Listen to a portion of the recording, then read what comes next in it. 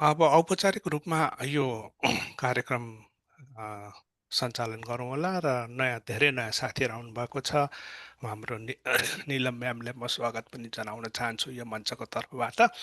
मञ्चको ब्याकग्राउन्ड पनि दिन चाहन्छु अलिकति। यो चाहिँ नितान्त एउटा नन पोलिटिकल मञ्च हो र जहाँ चाहिँ हामीले विभिन्न यसको कुनै रेजिस्टर्ड संस्था पनि होइन। यो चौतारीको रूपमा हामीले लिन सक्छौँ यसलाई।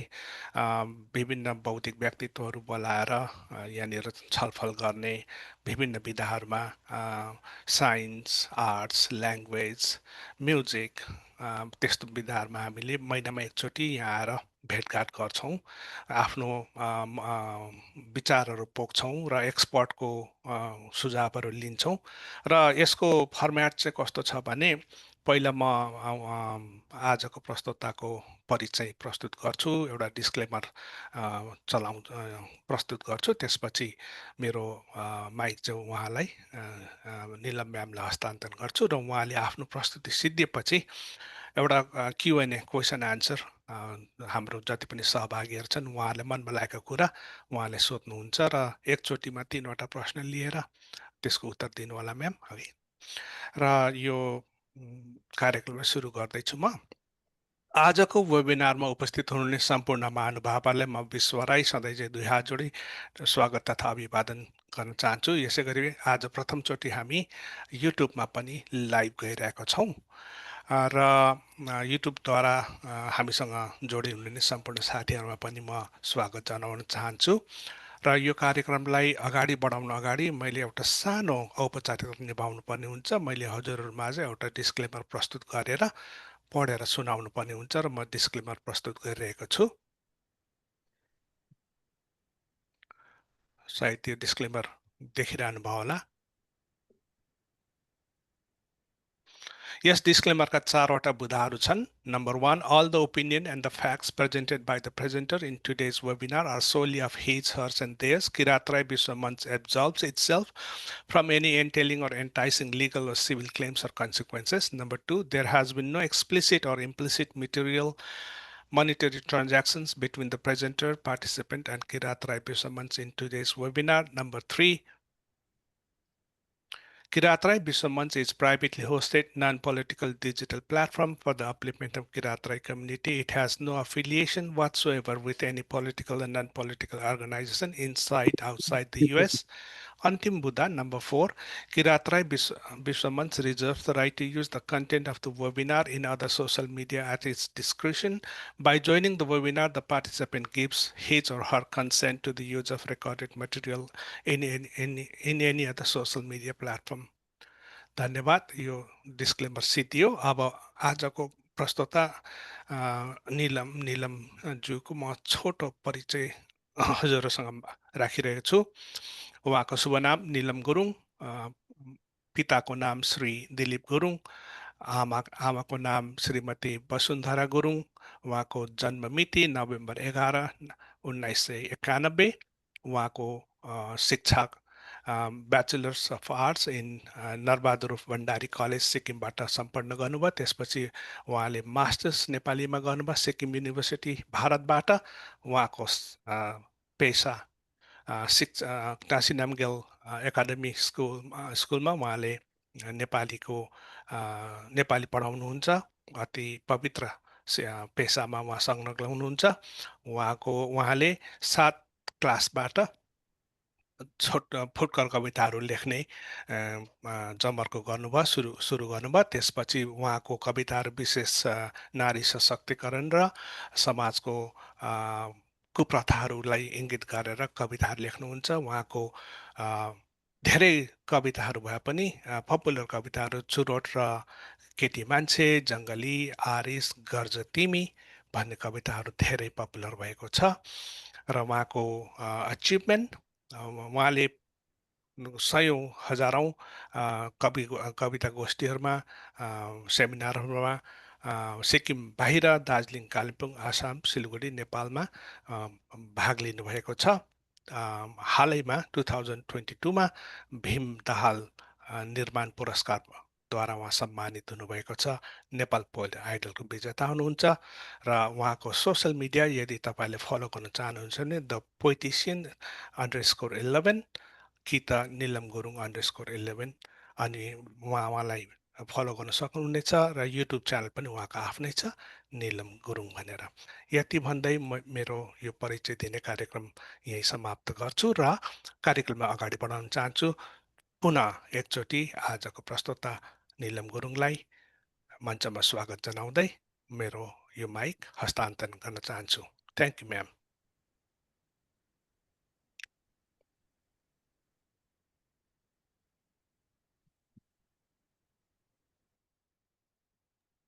हजुर म्युटमा हुनुहुन्छ।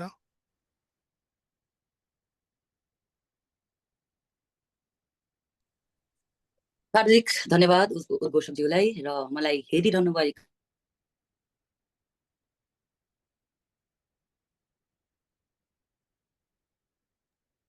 अलिकति हल्ला गरौँ होला सुनिरहेका छौँ भनेर। सुन्दैछौँ तर घरिघरि इन्टरनेटले अलिकति धोका दिइरहेको छ तैपनि सुन्दैछौँ हजुर। हजुरहरूले सुनिरहनु भएको छ मलाई? हजुर सुन्दैछौँ। म बोलेको सुन्नुभयो हजुरले? सुन्दैछौँ। अलमल्ल नजाला, यद्यपि हामी सँगै रहनेछौँ र फेरि पनि जोडिनेछौँ।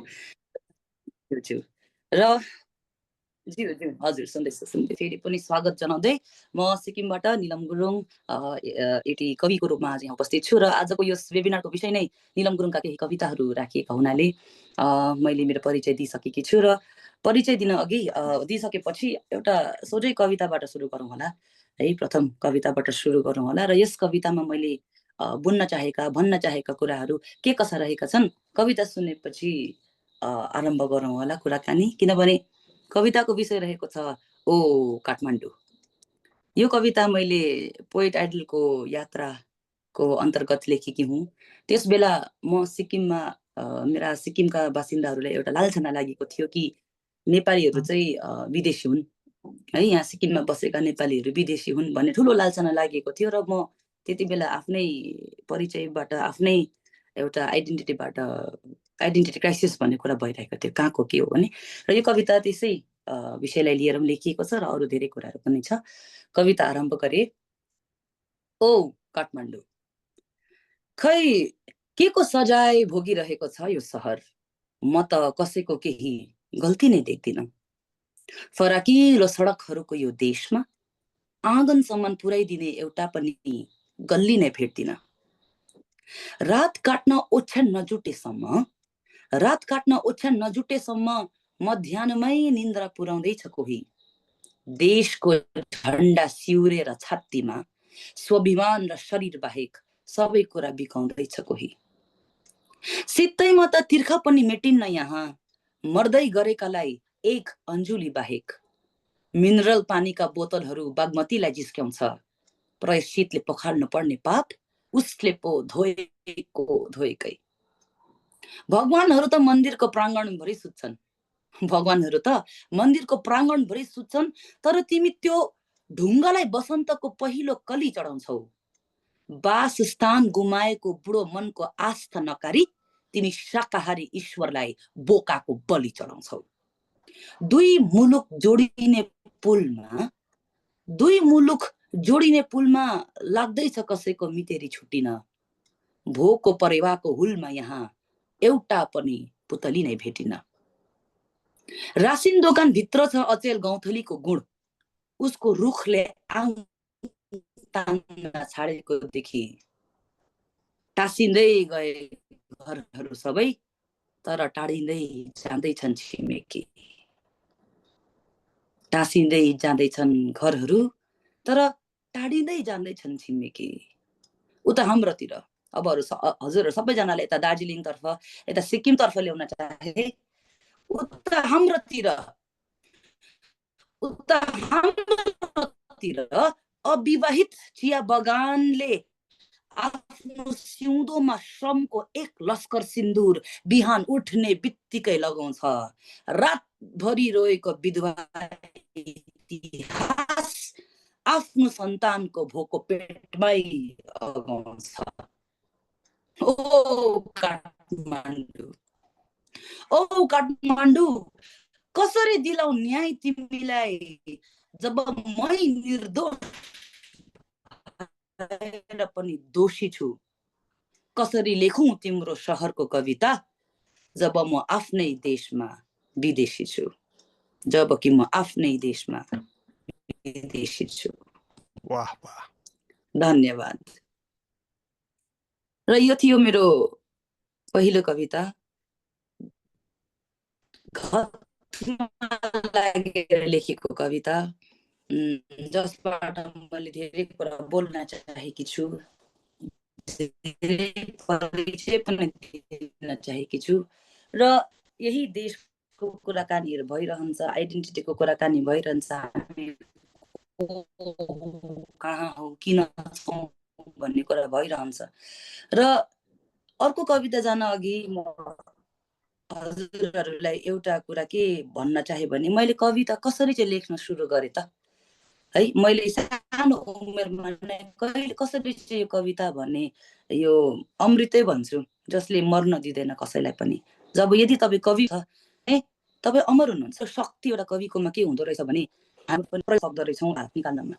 यी शब्दको सम्पूर्णतामा कविता फुर्दैन भन्छ।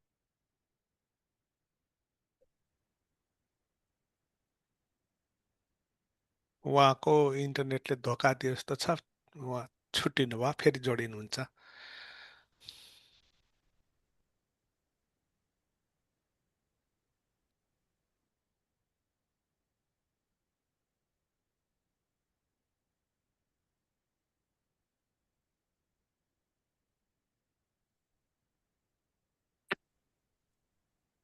र यसरी नै बिचमा हामीलाई इन्टरनेटले झुक्काउने गरेको छ। यद्यपि हामी सबैजना साथमा रहौँ, एकैछिन हराई वापत हजुरहरू फेरि हामी यसरी जोडेर यो कुराकानीलाई आरम्भ गरौँ।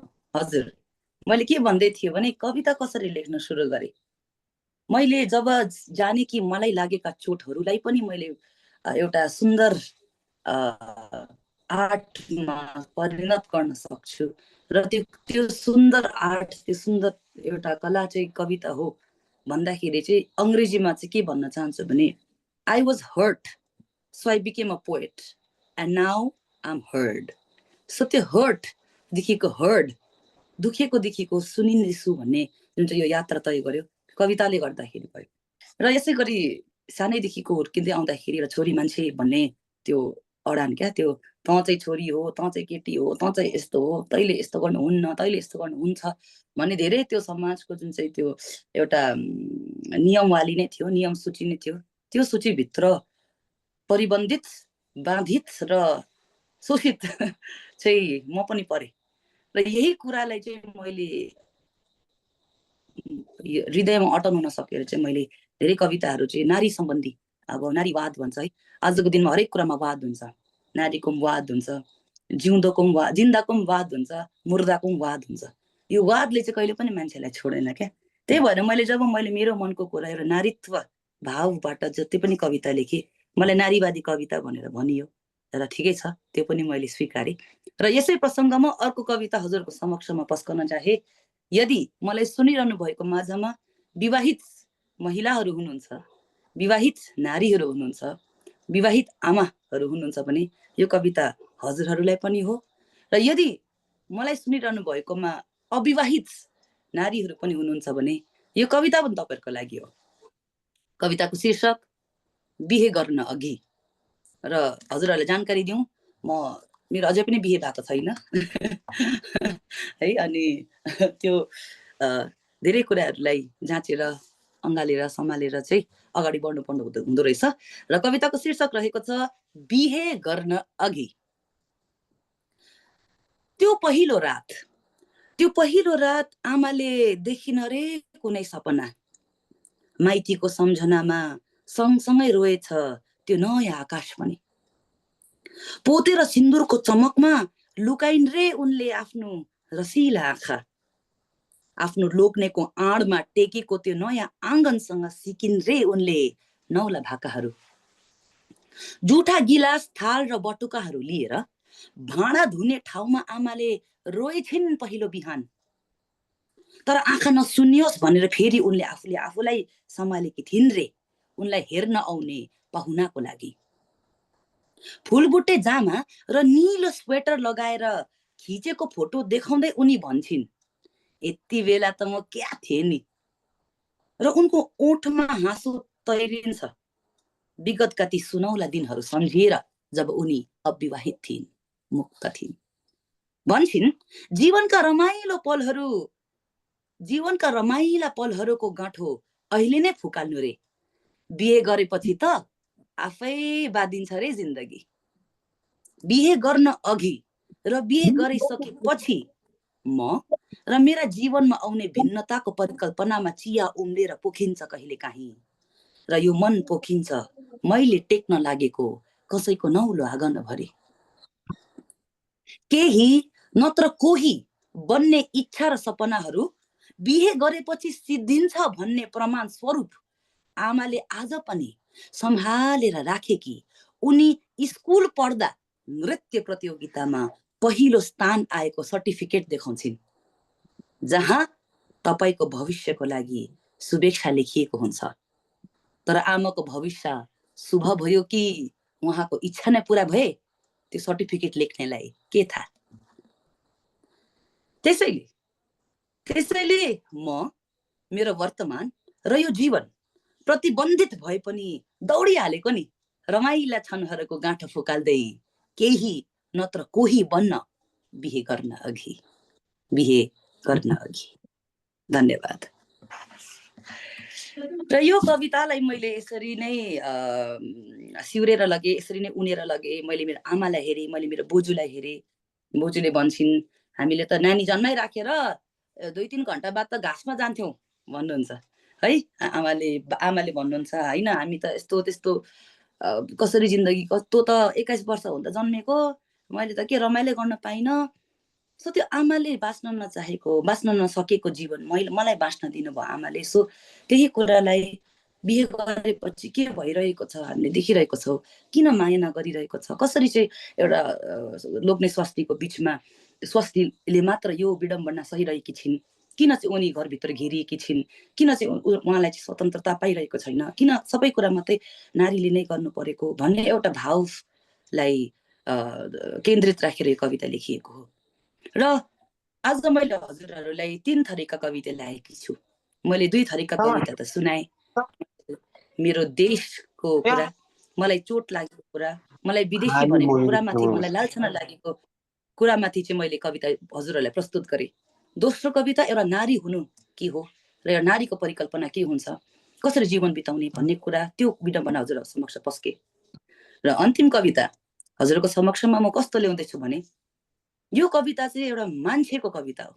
तपाईँ जस्तो मान्छे, हामी जस्तो मान्छे, यो संसारभरिको मान्छेलाई हामी कस्तो मान्छे बन्दैछौँ त्यो विषयलाई लिएर मैले एउटा कविता लेखेकी छु। र हजुरहरूले मैले भनिरहेको कुरामा प्रश्नहरू पनि अवश्य नै राख्नुहोस् होला। म मेरो बोल्ने कुराहरू भनिन्छ कि धेरै बोल्न पर्दैन। त्यसैले मैले आजको यस वेबिनारलाई यो 3वटा कवितामा एज अ पोएट, कविको रूपमा कसरी पस्कन चाहे र मैले कति धेरै ठाउँहरूमा, कति धेरै कुराहरूमा मैले यसलाई रिसर्च पनि गरिरहेकी छु। कविता भनेको कुरा त्यो अहिले लेखिने कुरा होइन। यसलाई त एउटा तपस्वीको स्टेटमा पुगेर, एउटा उहाँको चेतनामा पुगेर कवितालाई लेख्नुपर्ने हो, न्याय दिनुपर्ने हो। हामीले त्यो फेमस हुनुको लागि अन्त्य अनुप्रास मिलाएर कान फान सान मान भान लान टान बनाएर कविता बनिँदैन। कवितामा भाव भङ्गी अनुप्रास इत्यादि कविताको जति पनि आभूषणहरू छ त्यो हुनुपर्छ जस्तो लाग्छ। र यसरी नै मेरा कलिला कविताहरू हुर्किँदै गए र मैले हालैमा लेखेको एउटा कवितामाथि काम गरिरहेकी छु। कविता लेखेपछि म स्याट्टै त्यसलाई पस्किहाल्दिनँ, त्यसलाई अझै विचारेर फेरि पढेर त्यसलाई निहालेर अरूको कविताहरू पढेर आफ्नै मात्रै कविता सुनाउने होइन, तर अहिलेको युवा पिँढीले कस्ता कविता लेखिरहेका छन्, अग्रजका कविहरूले कस्ता लेखिरहेका थिए, कन्टेम्पोरेरी पोइट्सहरू को हुनुहुन्छ, के विषयमाथि धेरै चर्चा गरिँदैछ, कुन चाहिँ विषयमा चाहिँ कविता लेखिएको छैन, यी अनुसन्धानहरू पनि गर्न अनिवार्य छ। र त्यति मात्र नभएर हामीले कवितालाई यति क्लिष्ट पनि बनाउनु हुँदैन हाम्रो युवा पिँढीहरू भाग्दैछन्। सिक्किमको तपाईँहरूलाई एउटा दर्शन दिन्छु के भने हाम्रो युवा पिँढीहरू विशेष गरी नेपाली कवितामा अवलम्बित छैनन्, उनीहरू ढालिएका छैनन्, ढलेका छैनन्। यहाँ भाषा चाहिँ एकदमै खतरामा छ, भाषा धेरै खतरामा छ। हजुरहरूले मलाई जहाँबाट पनि सुनिरहनु भएको छ, यो ठुलो चेतावनी हो, यो ठुलो विडम्बना हो, यो ठुलो सोच्ने विषय हो।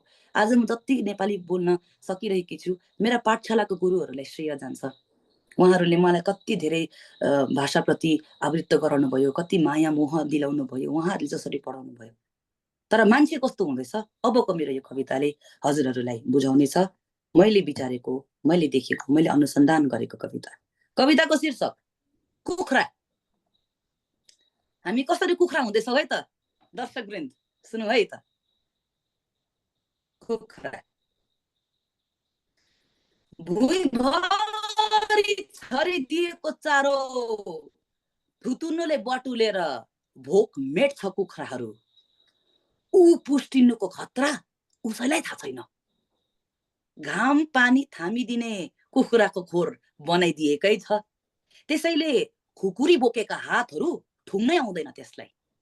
उड्नु त झन् कहिले बिर्सिसकेको हजुर, उड्नु त झन् कहिले बिर्सिसकेको, पखेटा एकछिन तन्काएर थन्काइहाल्छ। भाग्नलाई सारा पृथ्वी भए तापनि त्यो पोथी खेदाउँदा मात्र उडिदिन्छ। आफ्नै साथीहरूको आन्द्रा भुडी लुसेर भुत्लाएका प्वाखमाथि हगिराख्छ सुली, परबाट गरेपछि कुदिदिन्छ आँखै नहेरी।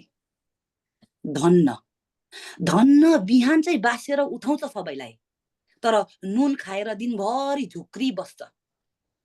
कुखुराको सुप मजाले पिउनुहोस् है भन्ने डाक्टरको हस्तलिपि झै बाँचेकाहरू भुइँको माटो खुर्की बस्छ।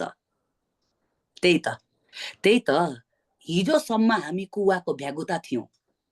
ध्यान दिनुहोस् होला दर्शकवृन्द, हिजोसम्म हामी कुवाको भ्यागुता थियौँ, आज एक्वेरियमको माछा भएका छौँ। हिजोसम्म हामी कुवाको भ्यागुता थियौँ, आज हामी एक्वेरियमको माछा भएका छौँ। ठोकिरहन्छौँ आफ्नै प्रतिबिम्बदेखि, खाइरहन्छौँ आकाशदेखि झरेको चारो, हगिरहन्छौँ त्यो प्लास्टिकको घाँसको बिचमा, र बिहानको घाम उदाउँछ।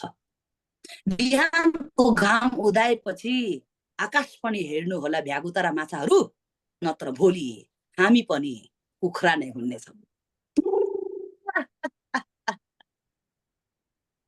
धन्यवाद। र यसरी नै हामी कुवाको भ्यागुतादेखि एक्वेरियमको माछा भयौँ। सहर बढ्यो, धुवा बढ्यो, जङ्गल घट्यो, भालु आयो, चितुवा आयो, साँप आयो। साँप भालु चितुवा आएको होइन नि, हामी पो भालु चितुवाको बाटोमा छौँ त। कहिले हेर्ने यो प्रसङ्गलाई, कहिले लेख्नुपर्ने कुराहरू, कहिले हामी खालि यो पार्टी त्यस्तो, त्यो पार्टी उस्तो, कहिलेसम्म यो मान्छे त्यस्तो, यो मान्छे उस्तो, कहिले आफूभित्र झाँक्ने। म हुनु र नहुनु, हुनु भनेको के हो? एउटा यो वेबिनारको अन्ततिर आइपुगेका छौँ हामी, र एउटा प्रश्न छोड्न चाहे हजुरहरूले। एउटा प्रश्न सोध्न चाहे, त्यो प्रश्न के हो भने व्हाट इज नथिङ? केही नहुनु भनेको के हुनु हो? यो संसारको सृष्टि कसरी भयो? बिग ब्याङ थ्योरी भयो भन्छ, कुनै के पड्क्यो अरे आकाशमा र सृष्टि ब्रह्माण्ड क्रिएट भयो। जब त्यहाँ केही थिएन, के पड्क्यो? कसले देख्यो? कसले कसलाई बतायो? जब भाषाकै उत्पत्ति भएको थिएन भने त्यो पड्केको कसले देख्यो र कसले लेख्यो? मान्छे बाँदरदेखि मान्छे भइन्जेलसम्म कसलाई याद थियो त्यत्रो संसारको सृष्टि? के हामी झुटमा पो छौँ कि उसले बतायो भन्दामै हामी मानिरहेको छौँ कि? आजको दिन त मलाई सबैभन्दा ठुलो प्रश्न, तपाईँहरूले मलाई जे पनि प्रश्न सोध्नुहोस्, मलाई एउटा प्रश्न नसोध्नुहोस्। त्यो चाहिँ के भने तिम्रो धर्म के हो? मलाई मेरो धर्म भन्न डर लाग्छ। पड्काइ पनि दिन्छ कि भगवानले त हामीले बचाउनु पर्ने हो, तर भगवानले नै हामीलाई भगवानको नामले नै मारिरहेको छ। यस्ता कुराहरूलाई मलाई धेरै सताउँछ र म यस्तै प्रसङ्गमा अहिले अनुसन्धान काम गरिरहेकी छु, पढिरहेकी छु। र यही थियो मेरो आजका 3वटा कविताहरू। मैले मेरो जीवनमा मात्र एउटा पुस्तक पस्किन सकेकी छु, त्यो हो नपल्टाएका पन्नाहरू। यो पुस्तक रहेको छ। यसमा 45वटा कविताहरू रहेका छन्। नारी सम्बन्धी कविता, जीवन सम्बन्धी कविता, मान्छे कविता, र यो एउटा सानो मेरो एउटा सानो प्रतिबिम्ब हो। यो कविताहरू काँचै छन्। म आजको दिनमा यो कविता पढ्छु, म आफैलाई चित्त बुझ्दैन, र त्यो चित्त नबुझ्नु पनि सायद राम्रै लक्षण पो हो कि भन्ने लागिरहेको छ। हस् त दर्शकवृन्द, आजको यस कार्यक्रममा हजुरहरू जोडिनु भयो, धेरै धन्यवाद छ। र अब म हजुरहरूबाट केही प्रश्न लिन चाहे। धन्यवाद निलम म्यामलाई, धेरै धेरै मिठो कविता वाचन गरेर हाम्रो मन सबैको छोइदिनु भयो अघि। अनि अब हामी सरासरी म परिचय दिन्छु आजको दर्शक, किनभने हामीमाझ धेरै दर्शकहरू हुनुहुन्न र हजुरलाई पनि एउटा सजिलो होस् भन्ने हिसाबले म परिचय दिन चाहन्छु। तपाईँ नारीवादी कवि भएकोले गर्दाखेरि म डाक्टर कल्याणीबाट नै सुरु गर्छु है। डाक्टर कल्याणी विस्कन्सन युनिभर्सिटीमा अमेरिकामा प्रोफेसर हुनुहुन्छ। त्यसपछि म जान्छु डाक्टर सन्तमान राई, उहाँ क्यानाडाबाट हुनुहुन्छ, जियोलजिस्ट हुनुहुन्छ। त्यसपछि डाक्टर अनिल श्रेष्ठ, डाक्टर साहब यसो भिडियो देखाइदिनु भयो हुन्थ्यो, उहाँ चाहिँ आइटीमा काम गर्नुहुन्छ है। त्यसपछि मेरो प्रिय साथी शरद राई हुनुहुन्छ, उहाँ सिलगढीबाट जोडिनु भएको छ। त्यसपछि टिएनएकै पूर्व छात्रा यशा राई, मेरो श्रीमती पनि हुनुहुन्छ, तर उहाँ भिडियो देखाउन अलिकति लाज मानिरहनु भएको छ, उहाँ पनि जोइन हुनुभएको छ। सुभाष राई मेरो काका दाई, काठमाडौँबाट जोडिनु भएको छ। भूमिका मेरो प्यारी बहिनी, उहाँ पनि कवि, उहाँले पनि आफ्नो प्रस्तुतिहरू यहाँ दिनुभएको छ हामीलाई वेबिनारमा।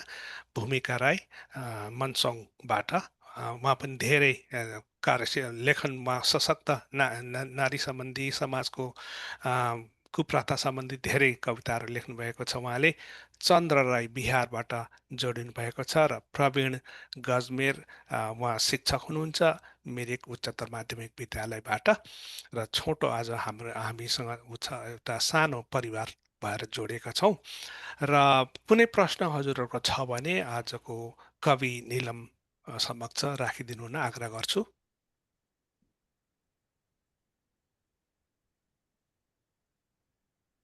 प्रश्न सुरुमै नै गरौँला।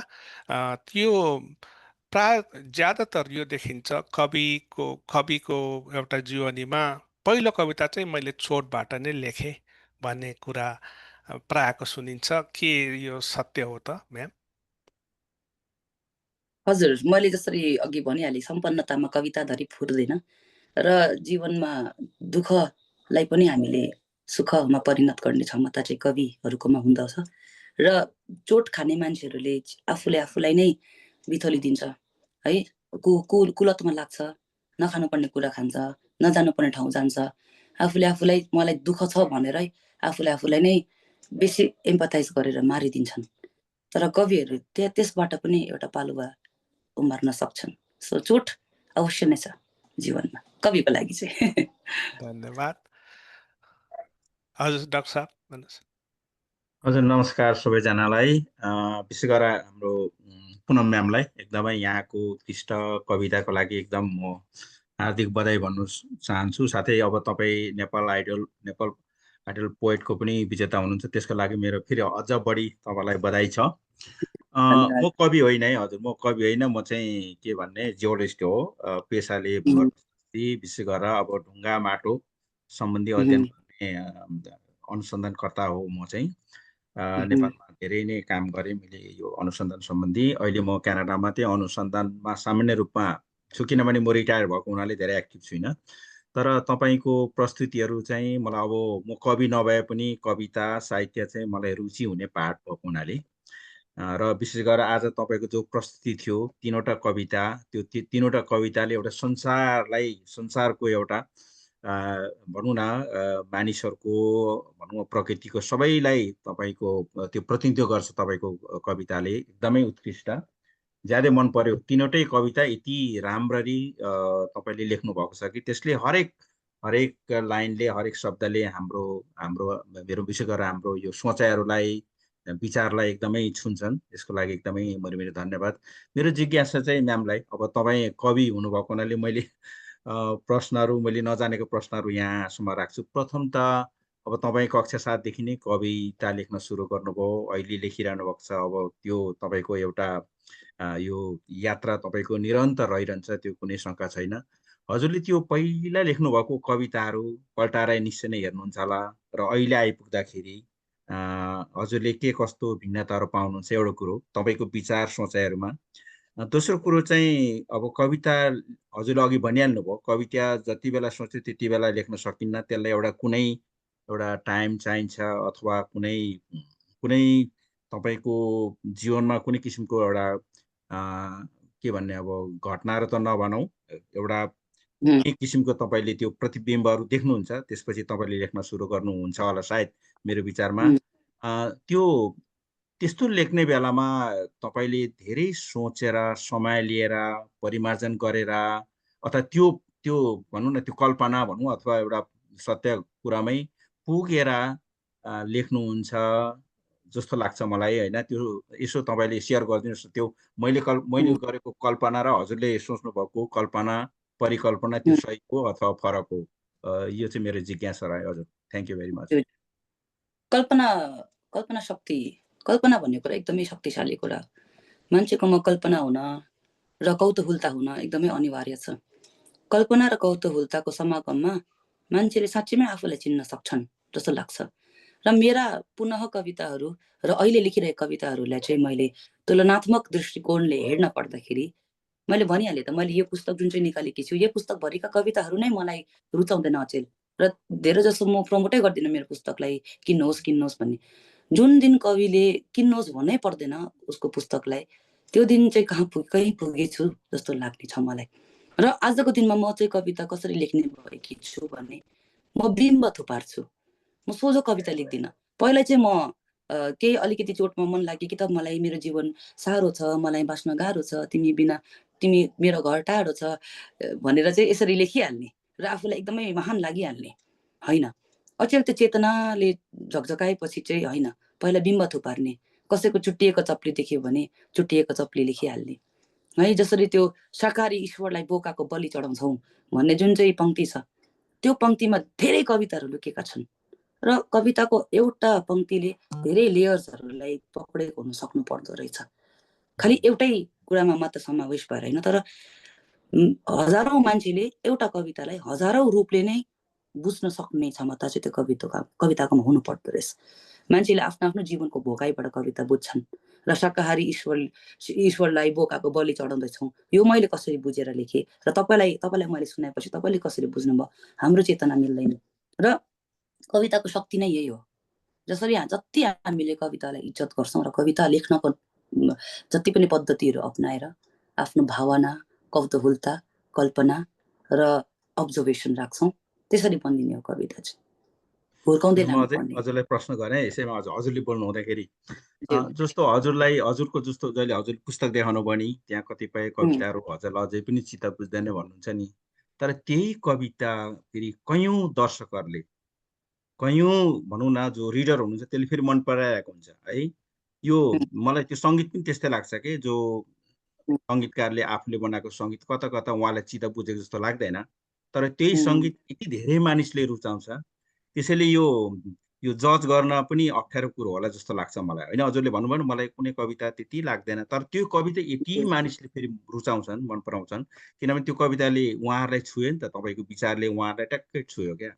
त्यसैले यो आफ्नो आफ्नो व्यक्तिगत सोचाइ होला होइन, यो आफूलाई म सन्तुष्टि छु छैन भन्ने जस्तो पनि लाग्छ मेरो विचारमा नि। किन म एउटा अनुसन्धानकर्ता भएको हुनाले नि मैले सामान्य तरिकाले लेखेको हुन्छु कुनै लेखहरू, त्यो कयौँ मानिसले फेरि चुरुचेरा पढेको हुन्छ, कुनै यति राम्ररी मेहनत गरेर लेखेको हुन्छ त्यो थोरै मान्छेले रुचाइदिन्छ क्या, मेरै अनुसन्धानमा म हेर्छु। त्यसैले यो मेरो एक्सपिरियन्स नै हजुरले सेयर गर्नु खोजेको। हजुर हस्, थ्याङ्क यू हजुर, थ्याङ्क यू।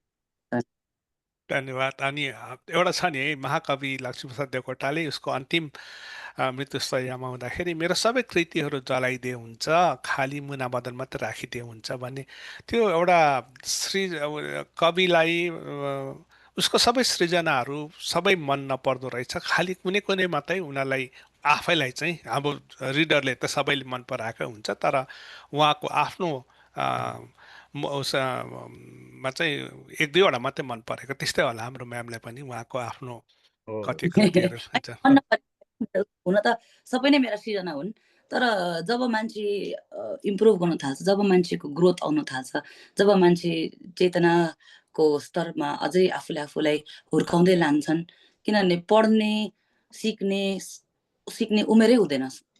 मान्छे 100 वर्ष पुगेर पनि एउटा पाठकै हुन्छ, एउटा सिक्ने मान्छे नै हुन्छ। र त्यो कुरा जब आफ्नो त्यो इन्टेलेक्चुअलिटी, बौद्धिकताको स्तर बढ्दै जान्छ, तब आफैले सृजना गरेको, आफूलाई च्यालेन्ज गर्नु भनेको ठुलो कुरा हो। आफूलाई नै जित्नु भनेको ठुलो, युद्ध त मैदानमा होइन नि, युद्ध त यहाँ छ नि, युद्ध त यहाँ छ नि। यहाँको युद्धलाई जित्नु भनेको ठुलो युद्ध जित्नु हो नि। र आफ्नो कवितालाई मन नपराउनु भनेको बहिष्कारै गर्नु होइन, तर अझै यसलाई राम्रोसँग लेख्न सकिँदो रहेछ। पाठ्यक्रम स्तर हुन्छ, पाठ्यक्रम स्तर। अन्त कसरी हामीले पाठक गर्छौँ, धेरै उयोहरू हुन्छ क्या। त्यही भएर चाहिँ म त्यसरी आफूलाई हेर्दैछु अझै।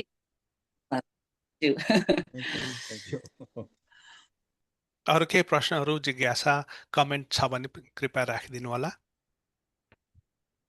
हामीसँग अब 15 मिनट बाँकी छ। हजुर doctor Kalyani, please go head.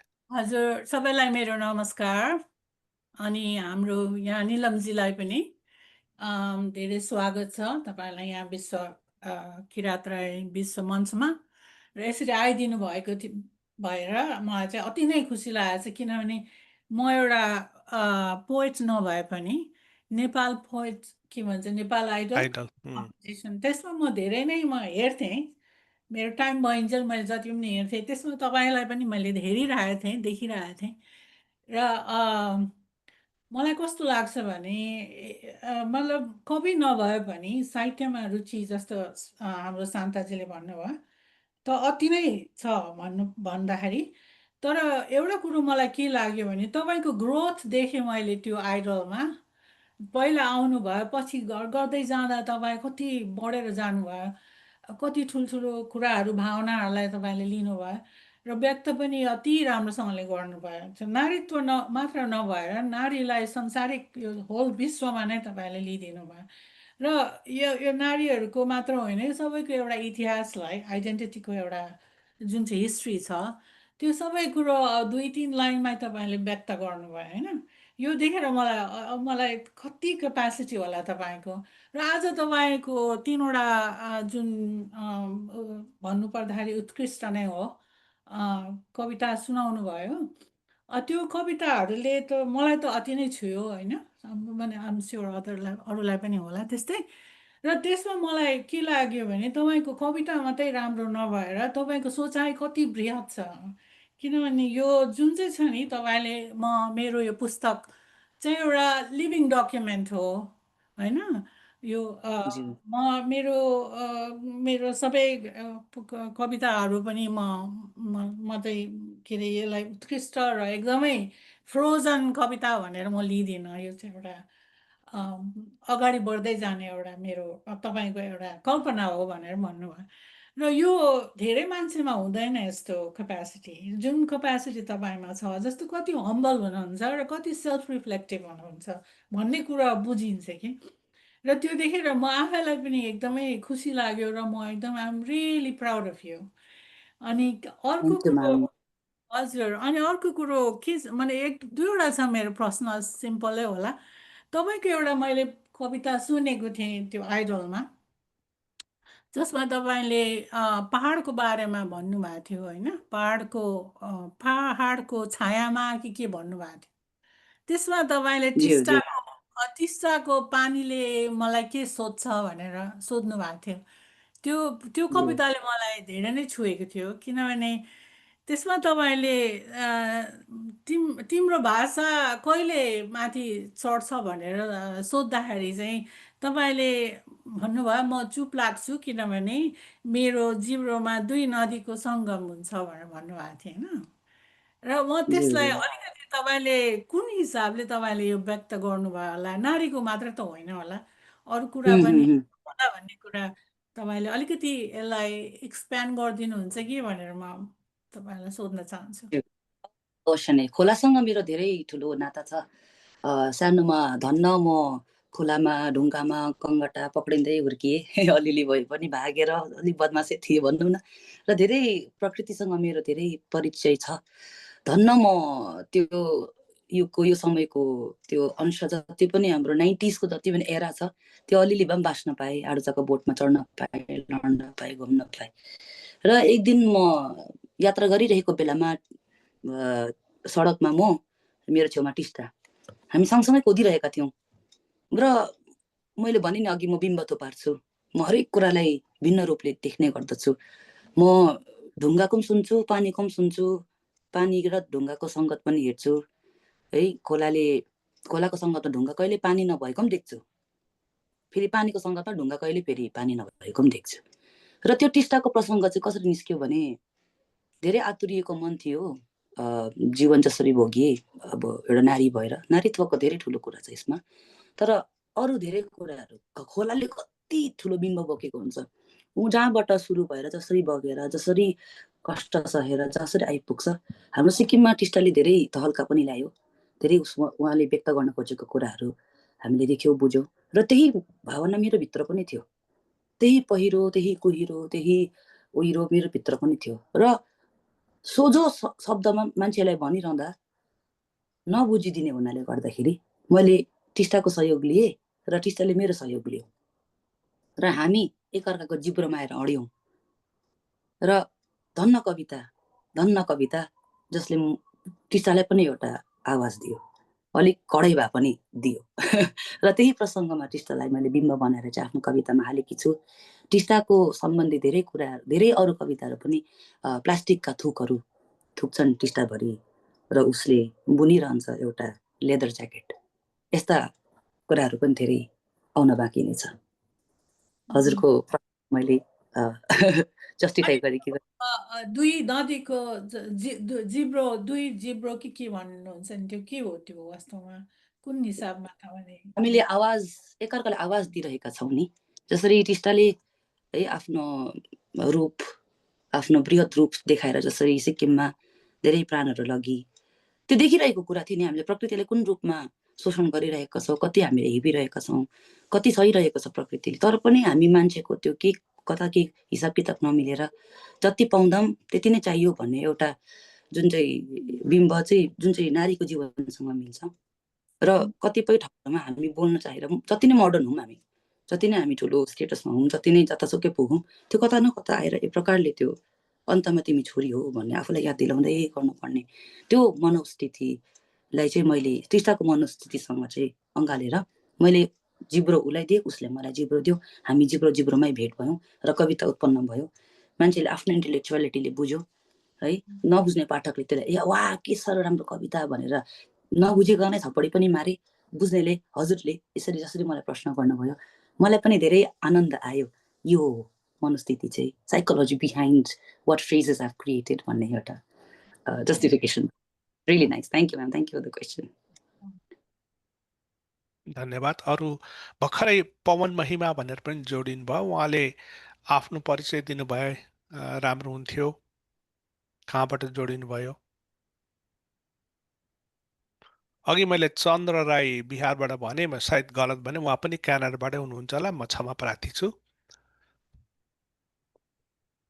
हजुर सरी है सर, म अर्को चन्द्र राई पनि जोडिन्छु भन्नुहुन्थ्यो, मैले उहाँ सम्झेँ। हजुर, कवियत्री निलम गुरुङज्यूलाई पहिलो त धन्यवाद। एउटा सानो प्रश्न चाहिँ साहित्य त्यसमा पनि काव्य, समाज परिवर्तन विकास र सभ्यताको यन्त्र हो भनेर मैले भने यहाँको भनाइ कस्तो रहन्छ?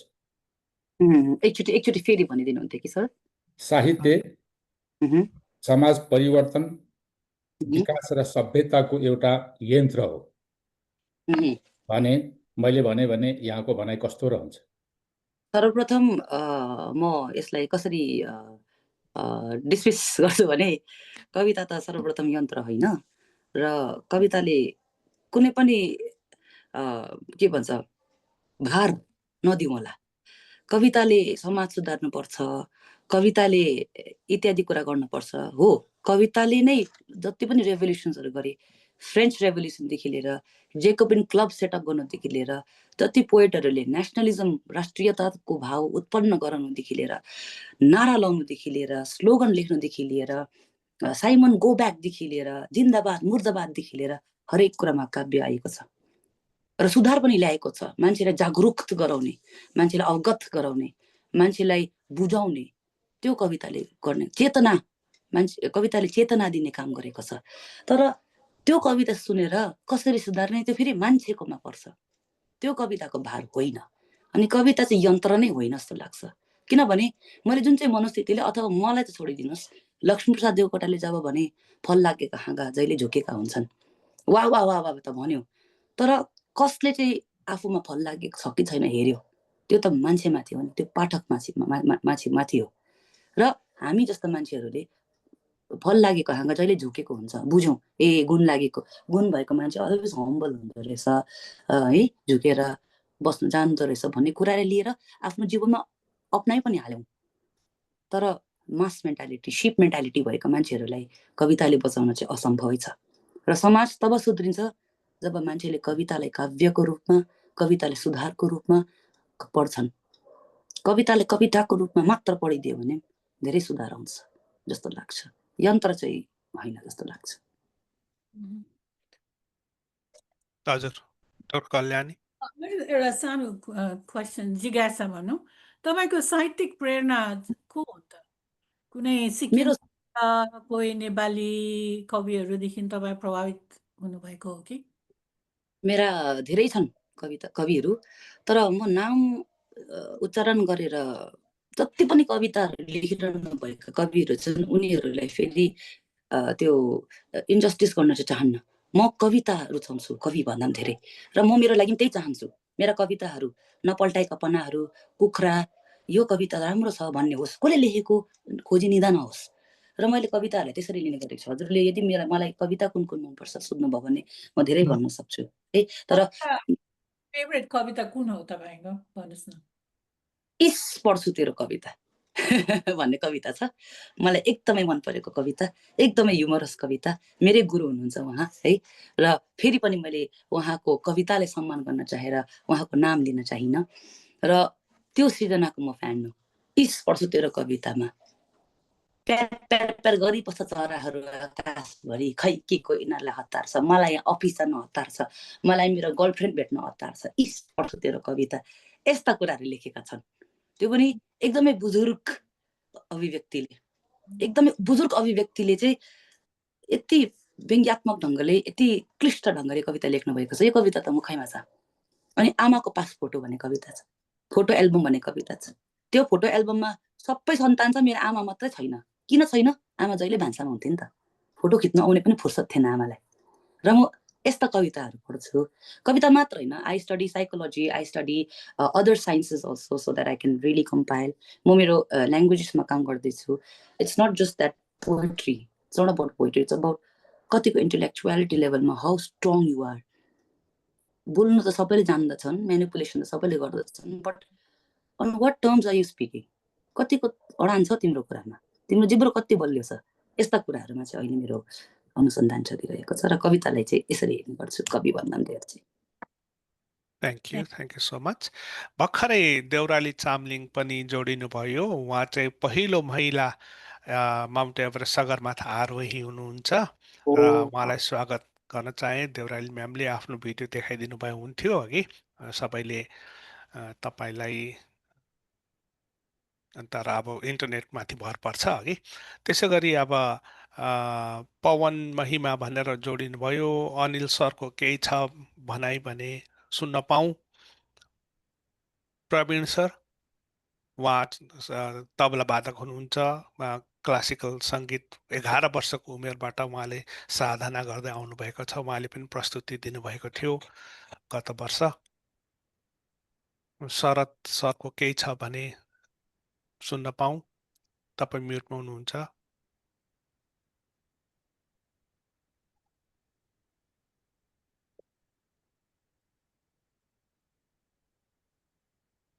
नमस्कार सर। नमस्कार हजुर सर। हजुर, म पवन महिमा दार्जिलिङबाट। हजुर सर। अनि मलाई प्रवीण सरले नै लिङ्क पठाइदिनु भएको थियो र हजुर हाम्रो निलमज्यूको केही उहाँको केही वार्ताहरू र उहाँको केही कविताहरू सुन्ने इच्छा भए र म जोइन गरिरहेछु। हजुर, स्वागत हजुरलाई अघि। हुन्छ, धन्यवाद सर। धन्यवाद सर। नमस्ते प्रणवजी, नमस्कार सबैलाई। विशेष तपाईँको 3टा कविताहरू सुन्यौँ है, धेरै राम्रो लाग्यो। एउटा हामी अब अलिकति पहिलाकै मान्छे हो, पहिला त अब कविताहरू सुन्दाखेरि त हामी सरर सुन्ने मान्छेहरू हो। हिजोआज चाहिँ यो कवितामा पनि एउटा ब्याकग्राउन्ड म्युजिकहरू है, ब्याकग्राउन्ड म्युजिकहरू थप्दा अझै मलाई चाहिँ मेरो पर्सनल मेरो त्योमा चाहिँ त्यो ब्याकग्राउन्ड म्युजिकहरू लाउँदाखेरि अझै त्यो कविताको चाहिँ स्तर बढेको जस्तो लाग्यो। तपाईँ यसमा तपाईँले के कस्तो सोच्नुहुन्छ? अनि यो अवश्य कहाँबाट सुरु भयो यो प्रथा भन्ने पनि यो प्रथा हजुर कहाँबाट सुरु भयो है? विशेष त मैले एउटा यो दार्जिलिङ चौरास्तामा प्रतिभा लामा भनेर एउटा कवियत्री हुनुहुन्थ्यो। फर्स्ट टाइम उहाँ त्यहाँ सुने। त्यहाँदेखि नेपाल पोएट आइडलबाट चाहिँ मैले त्यो कवितामा ब्याकग्राउन्ड म्युजिकहरू लाग्दाखेरि अति त्यसले पनि अझै मान्छेलाई इन्ट्रेस्ट आउँदो रहेछ क्या। त्यो विषयमा चाहिँ तपाईँको के भनाइ छ त्यो विषयमा सुनौ न। धन्यवाद। यसलाई चाहिँ इन्टरडिसिप्लिनरी कनेक्सन अर एमालगमेसन अर है धेरै विधाहरूको अन्तर्गात्मक सृष्टि हो। कविता संसारले विकास गरिसके है, हामी जिन्स प्यान्टहरू लगाइसक्यौँ, हामी कहाँ हामी भाषा बचाउँ, लुगा बचाउँ, पहिरन बचाउँ, आभूषण बचाउँ भन्दै आफैले नै पहिरहेका छैनौँ। र विकास भनेको हाम्रो लागि बिल्डिङ हो, हाम्रो लागि धेरै कुरा हो। सबै ठाउँमा विकास हुनुपर्छ, हामीले सबै मोड्युलर चाहिन्छ, हामीलाई सबै दामी चाहिन्छ। तर कविता, व्हाट अबाउट पोइट्री? के कविताको चाहिँ विकास हुनुहुन्न? र जब कवितामा सङ्गीत आयो, हामीले सङ्गीतकारहरूलाई पनि समावेश गर्यौँ। जब कवितामा मोड्युलेसन, भोइस मोड्युलेसन आयो, प्रस्तुति आयो, कालोलाई कालो, सेतो, हरियो, पहाड, खोला, यस्ता एक्सप्रेसन्सहरू आयौँ भने हामीले कति धेरै विधाहरूलाई चाहिँ अपनाउँदैछौँ र कविता अझै जिउँदो भएर जाँदैछ। त किन हामी त्यसरी अड्केर बस्नु? यदि हामीले पत्र लेखनदेखिको वाट्सएप टेक्स्टमा हामी सजिलै आइपुग्यौँ भने कवितालाई चाहिँ किन हामीले सँगसँगै नदोडाएको त? आजको दिनसम्म पनि यो मेरो मन दुख्छ र छाती गर्दछ न, तिमीलाई भने के छ र साथी न, हामी यही लयमा अल्झिरहेका छौँ है, यही लयमा अल्झिरहेका छौँ। चन्द्रयानले चन्द्र टेक्यो, बस मेरो देश टेकेन। हाउभाउ नमिल्ने कोही छैनन्, तर हाउभाउ नै मिलाउँदैन। मैले के भने, तर जे भने भाषा नबुझ्नेले, कविता नबुझ्नेले पनि बुझ्यो। हावा थियो, हुस्सु थियो, चिसो एउटा मुटु थियो, बिहानीको मिठो निन्द्रा बनी आयो तिमी, जसबाट अब मलाई पिउँझनु थियो। बिस्तारी अर्थ बुझ्ने हो नि, पहिला भावना बुझे नि। त्यो बिहानीको निन्द्रा छुट्याउन कति गाह्रो छ। कोही मान्छे त्यही बिहानीको निन्द्रा जस्तो भएर आइपुग्छ क्या, मोराहरू। तर उठ्नै पिउँझनै साह्रो। र यही कुरालाई मैले बिहानीको घामा बनी आयो तिमी, जसबाट मलाई बिउँझनु थियो, जसबाट मलाई बिउँझनु थियो। कहिले बिउँझने हामी, कहिले निस्किने, कहिले चाहिँ कवितालाई चाहिँ हामीले कविता जस्तो प्रस्तुत नगर्ने भन्ने कुराको चाहिँ म पनि अडान लिन्छु। सहमत छु म हजुरको कुरामा। धन्यवाद। Thank you. ल अरू अब केही प्रश्नहरू छैन भने हामीले अब यो अन्ततिर जाउँ होला। अघि केही प्रश्न छैन होला? ल अब यो यही समयले पनि धेरै डाँडा काटिसक्यो र उहाँलाई पनि इन्डियामा त झन्डै कति 10:30 नै भयो होला राति। र यो कार्यक्रममा यसरी आइदिनु भयो, आफ्नो कविता वाचन गरिदिनु भयो, हामीले यसको धेरै रसवादन गऱ्यौँ। हजुरलाई धेरै धेरै धन्यवाद छ। र म फेरि पुनः सबै आजको पार्टिसिपेन्टहरूलाई आफ्नो अमूल्य समय दिएर यहाँ कविता वाचन वेबिनारमा जोइन गरिदिनु भयो, पुनः एकचोटि धन्यवाद गर्छु। र हाम्रो निलम म्यामलाई बिहानको निन्द्रा जस्तै एउटा मान्छे चाँडै आइहालोस् उहाँको जिन्दगीमा भन्ने शुभकामनाको साथमा राख्न चाहन्छु। धेरै धन्यवाद। धन्यवाद। हस्।